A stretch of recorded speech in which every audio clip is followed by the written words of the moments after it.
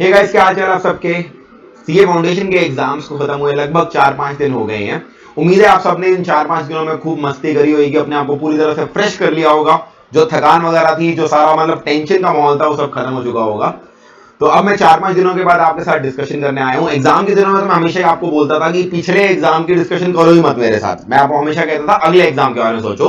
तो सबसे पहले तो आज की वीडियो में मुझे कमेंट सेक्शन में जाकर, आगे की वीडियो बाद में देखना, पहले बताओ कौन से आपके सब्जेक्ट थे जो बढ़िया आपके एग्जाम गए और कौन से ऐसे सब्जेक्ट हैं जहां पर आपको थोड़ा सा अपनी एक्सपेक्टेशन से कमी लग रही है। प्लीज कमेंट सेक्शन में मुझे जरूर बताइएगा। I would be delighted to know about the status of your exams. चलिए, इस वीडियो में मैं क्या डिस्कस करने वाला हूं, मैं ये डिस्कस करने वाला हूं कि अब जब तक रिजल्ट नहीं आता सीए फाउंडेशन का, आपके पास जो अप्रोक्सीमेटली 1.5 महीने हैं, आपको कैसे यूटिलाइज करने चाहिए to get the most out of it. पहले तो मैं बता दूं रिजल्ट की एक्सपेक्टेड डेट क्या है। पास्ट ट्रेंड के हिसाब से अगर आईसीआई का देखा जाए, अगर आपके एग्जाम बिल्कुल जून एंड में खत्म हुए हैं, टिपिकली आईसीआई 45 से 50 डेज लेता ही लेता है चेकिंग करने के लिए। तो गोइंग बाय दैट लॉजिक, मैं अगर अर्लीस्ट एस्टिमेट भी लगाऊं तो 15 ऑफ अगस्त के आसपास ही हम अपने रिजल्ट को एक्सपेक्ट कर रहे हैं। उससे पहले आने की प्रोबेबिलिटी थोड़ी कम ही है। आईसीआई वैसे हर बार बोलता तो है कि will try to give result, मगर पास्ट ट्रेंड ये कह रहा है, अगर आप पिछले 6 एग्जाम्स को उठा के देखें, मिनिमम 45 से 55 डेज लेता ही लेता है। तो इस वीडियो में मैं डिस्कस करूंगा, अगर आज आप जुलाई फर्स्ट वीक में इस वीडियो को देख रहे हैं और आपके पास 15 अगस्त तक का समय है, लगभग रफली 1.5 महीना है, तो आपको वो कौन सी चीजें करनी चाहिए ताकि आप अपने इस टाइम को बढ़िया से यूटिलाइज कर सकें। सबसे पहले, अच्छा, आप दिमाग में जो भी डाउट होंगे इस वीडियो के अंदर मैं एड्रेस कर लूंगा कि स्किल कोर्स करने चाहिए, हमें इंटर की तैयारी करनी चाहिए, या अलग अलग तरह के सिनेरियो में कवर कर लूंगा। तो वीडियो को पूरा जरूर देखिएगा, आपका डाउट पक्का पक्का इसमें एड्रेस हो जाएगा।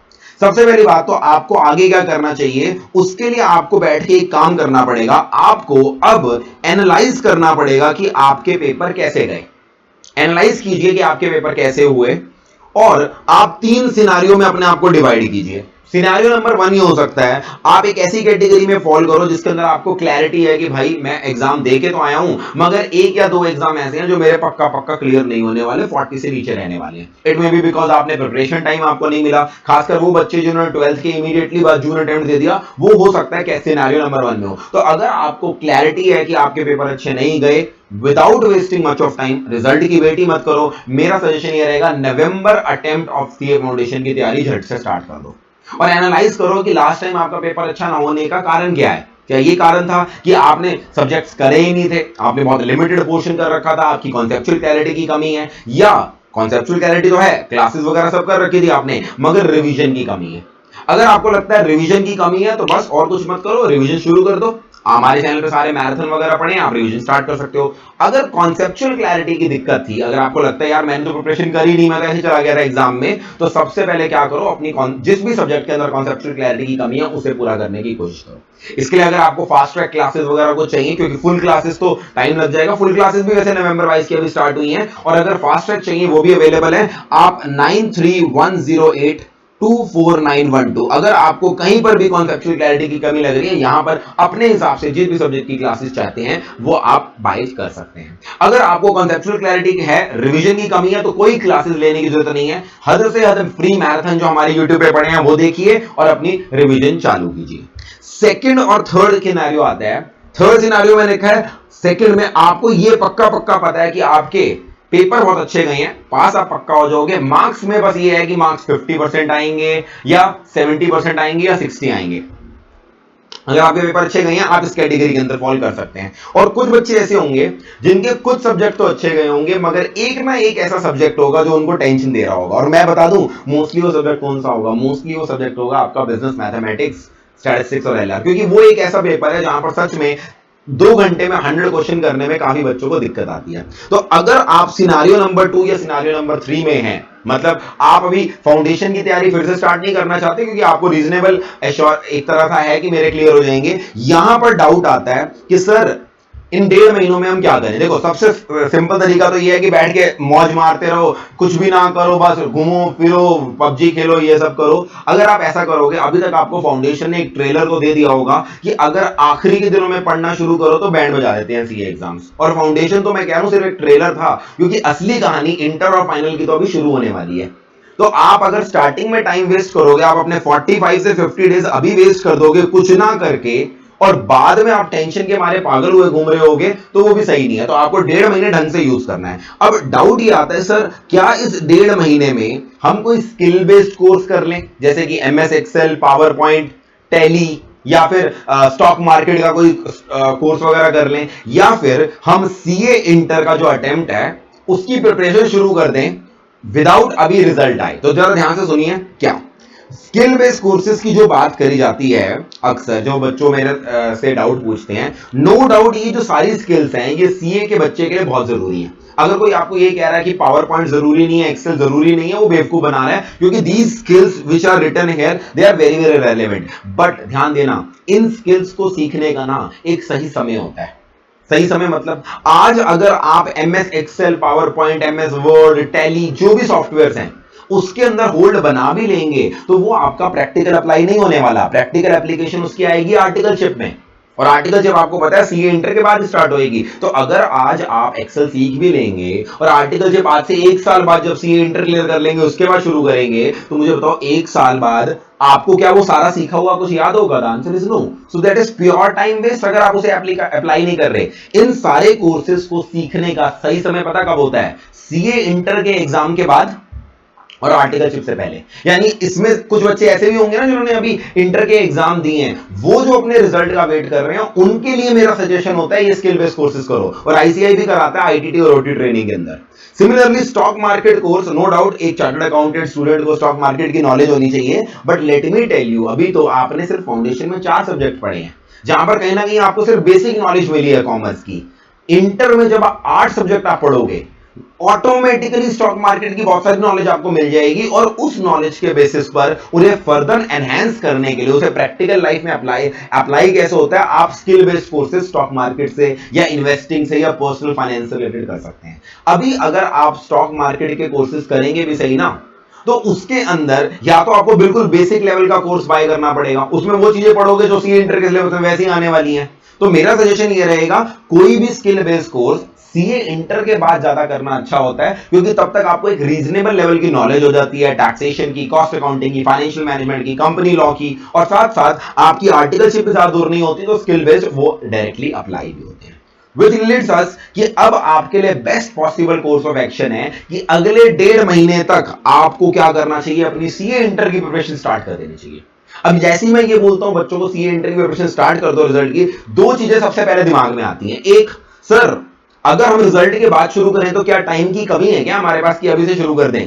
और दूसरी चीज, सर अगर हमने तैयारी शुरू कर दी और हम फेल हो गए तो क्या होगा? तो ध्यान से सुनना, दोनों क्वेश्चन इस वीडियो के अंदर एड्रेस करूंगा। सबसे पहली बात, एक बार मैं आपको एनालाइज कराता हूं जो अगली स्टेज आपकी सीए इंटर, उसके अंदर कौन कौन से सब्जेक्ट्स हैं और कितनी कितनी उसके अंदर क्या कहते हैं टाइम की रिक्वायरमेंट है। आपके सीए इंटर के अंदर ना 4 की जगह कितने हैं, 8 पेपर हैं, और ये 8 पेपर जो हैं वो 2 ग्रुप्स में डिवाइडेड हैं, ग्रुप 1 और ग्रुप 2। करंटली सीए इंटर की एग्जिस्टिंग स्कीम में 8 पेपर टोटल होंगे, मगर प्रपोज स्कीम में ऐसे 6 पेपर डाले गए हैं, 2 पेपर्स को हटा दिया गया है। But let me tell you, जो प्रपोज स्कीम है अभी तक आईसीआई ने वो नोटिफाई नहीं करी, and there are very less chances कि मई 23 के लिए वो एप्लीकेबल होगी, क्योंकि मई 23 के लिए अगर उनको एप्लीकेबल करनी है ना, उनको इमीडिएटली 15 से 20 दिनों के अंदर अंदर, मतलब जुलाई एंड से पहले पहले उन्हें स्टडी मटेरियल लॉन्च करना पड़ेगा न्यू स्कीम का, जो कि आई डोंट थिंक उनके पास प्रिपेयर्ड है, क्योंकि बहुत सारी चीजें इंटर की फाउंडेशन में जाएंगी, फाइनल की इंटर में आएंगी। There is a lot of change happening in propose scheme. I hope आपको पता ही होगा प्रपोज स्कीम में क्या क्या चेंजेस होने वाले हैं। तो मुझे बहुत अनलाइकली लगता है कि मई 23 के अंदर वो प्रपोज स्कीम लाएंगे। तो अगर आप मई 23 टारगेट कर रहे हो, there is a high possibility आपको इसी से तैयारी स्टार्ट करनी है। और आप आईसीआई की नोटिफिकेशन के लिए अगर वेट कर रहे हो, उसके लिए अपनी प्रिपरेशन स्टार्ट नहीं कर रहे, तो वो बेवकूफी होगी। तो बाय ऑल मींस हम मान के चल रहे हैं और ओल्ड स्कीम ही चलने वाली है, तो उसके अंदर टोटल 8 पेपर हैं। अब आईसीआई के रेगुलेशंस के हिसाब से आप चाहो तो इंडिविजुअली ग्रुप 1 भी दे सकते हो, चाहो तो इंडिविजुअली ग्रुप 2 भी दे सकते हो, सिर्फ 4 पेपर दे सकते हो, और अगर चाहो तो दोनों कलेक्टिवली एक साथ दे सकते हो, मगर 8 मंथ्स का गैप होना चाहिए। यानी मई 2023 से पहले आप नहीं एग्जाम में अपीयर हो सकते, चाहे एक ग्रुप में करो या 2 ग्रुप में। अब यहां पर एक चीज नोट करना, हम हमेशा बच्चों को सजेस्ट करते हैं कि बच्चे 2 ग्रुप के लिए प्रिपेयर करें। उसके कारण क्या क्या हैं? सबसे पहली बात तो 2 ग्रुप अगर आप एक साथ देते हो, मई 23 में अगर आप दोनों ग्रुप देते हो, डेफिनेटली आपके 6 मंथ सेव होते हैं। 6 मंथ आपको पता है लाइफ में मैं हमेशा से समझाता हूं, अपनी हर वीडियो में बोलता हूं, 6 मंथ एक बहुत ही अच्छा पीरियड होता है लाइफ के अंदर। अगर आप लाइफ में आफ्टर सीए कुछ ऐसा काम करना चाहते हैं, सिंपल सिर्फ जॉब करके सिर्फ कमाने बैठ गए, दैट्स द एंड, वो लाइफ जीना चाहते हैं, आप लाइफ में कुछ ट्राई करना चाहते हैं नए, तो 6 month is a very good amount of time. तो आपका 6 मंथ सेव होंगे वो तो डेफिनेटली है। अगली चीज सीए इंटर लेवल पे ना जो ऑल इंडिया रैंक्स निकलती हैं वो सिर्फ उन्हीं की निकलती हैं जो 2 ग्रुप एक साथ देते हैं। तो अगर आप एक रैंक टारगेट करने की कोशिश कर रहे हो, क्योंकि फाउंडेशन में तो रैंक आती नहीं है, इंटर लेवल पे रैंक टारगेट कर सकते हो, मगर उसके लिए भी 2 ग्रुप देने पड़ेंगे। थर्ड, आपको दोनों ग्रुप अच्छी आर्टिकलशिप दिलवाने में हेल्प करते हैं। ऑब्वियस सी बात है, जो फर्म्स होंगी, कहने के लिए आप अभी एग्जिस्टिंग स्कीम में एक ग्रुप देने के बाद आर्टिकलशिप ज्वाइन कर सकते हो, मगर क्या कोई फर्म एक ग्रुप वाले 5 बच्चे को आर्टिकलशिप देगी? नहीं, क्योंकि वो बच्चा दूसरे एग्जाम में अपना बिजी होगा। तो अक्सर गुड आर्टिकलशिप, अच्छी फर्म्स की आर्टिकलशिप उन्हीं बच्चों को मिलती है जो 2 ग्रुप, हमारे 2 ग्रुप क्या होते हैं, एक ही बारी में निकाल लेते हैं। उसके बाद benefit of set of. Benefit of set of क्या होता है? बेनिफिट ऑफ सेट ऑफ का मतलब है, अगर आप ग्रुप 1 के अंदर लेट से 200 में से 190 मार्क्स लेते हैं और लेट से ग्रुप 2 के अंदर आप 210 मार्क्स लेते हैं, तो इंडिविजुअली आपका 50% वाला क्राइटेरिया मीट नहीं हुआ, क्योंकि आपको पता है मिनिमम हर सब्जेक्ट में 40 लेने होते हैं, ओवरऑल 50 लेने होते हैं। तो इंडिविजुअली आपका क्राइटेरिया मीट नहीं भी हुआ, अगर आपने दोनों ग्रुप एक साथ दिए, टोटल कितना हो गया, 400 मार्क्स हो गए 800 में से, तो आपके दोनों के दोनों ग्रुप पास हो जाएंगे।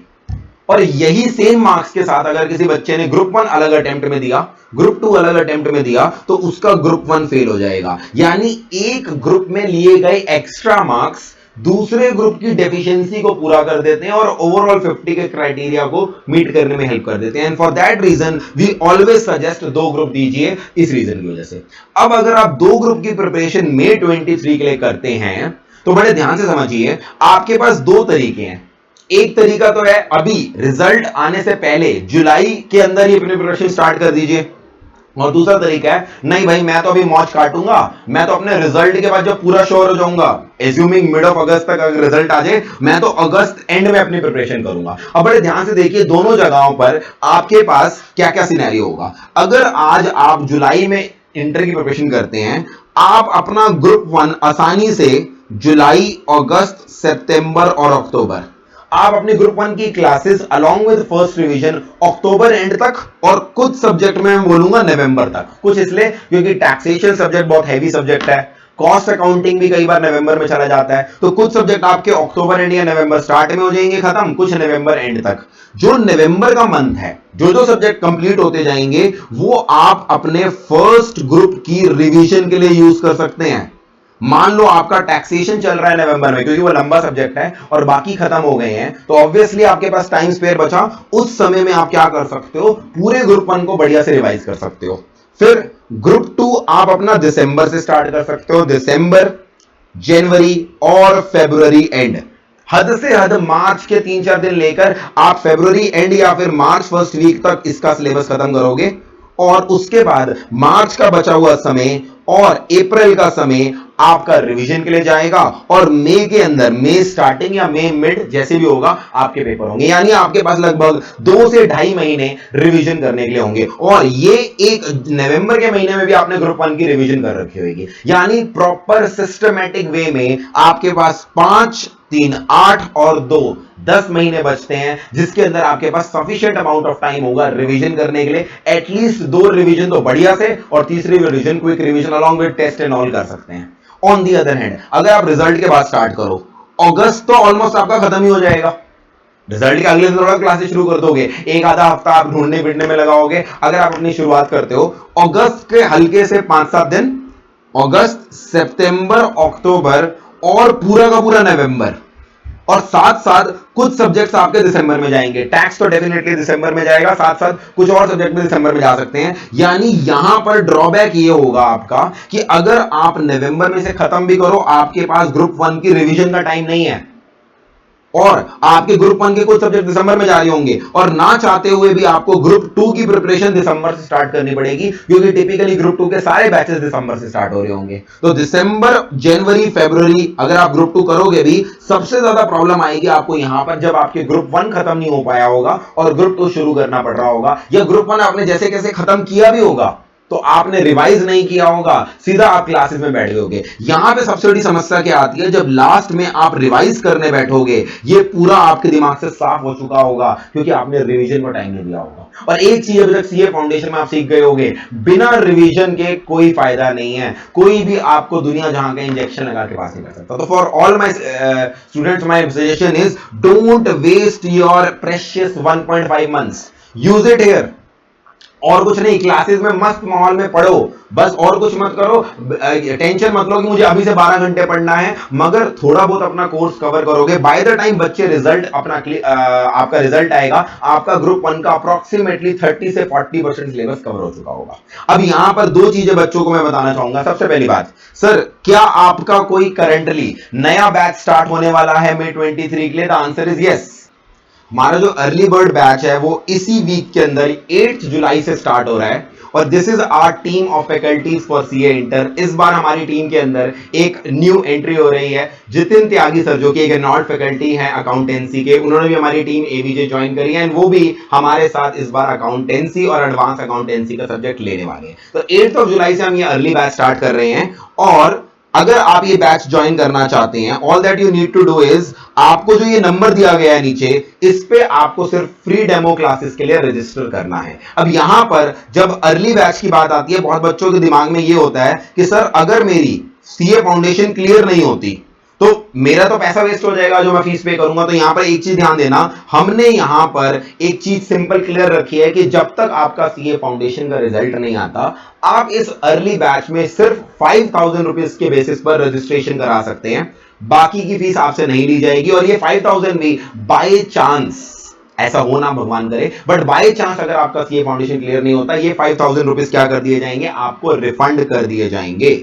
तो इट इज प्योरली रिफंडेबल। और हां, अगर आप क्लियर करते हैं तो उसके बाद जब तक आपका रिजल्ट नहीं आता तब तक आपसे बैलेंस फीस नहीं ली जाएगी। ये हमने इसलिए किया है क्योंकि बहुत सारे बच्चों को ये डर होता है कि सर अगर मैंने इंटर की तैयारी करनी शुरू कर दी और मैं फेल हो गया तो मॉनेटरी लॉस होगा। तो मॉनेटरी लॉस की चिंता मत करो, वो हमने इंश्योर किया है। The fees should be, the registration fees will be fully refundable. और दूसरी चीज, अगर आपको ये लगता है कि यार मेरा तो पड़ा हुआ सारा वेस्ट हो जाएगा, तो भाई सीधी सी बात है, आज नहीं तो सी इंटर में तो जाना ही है ना।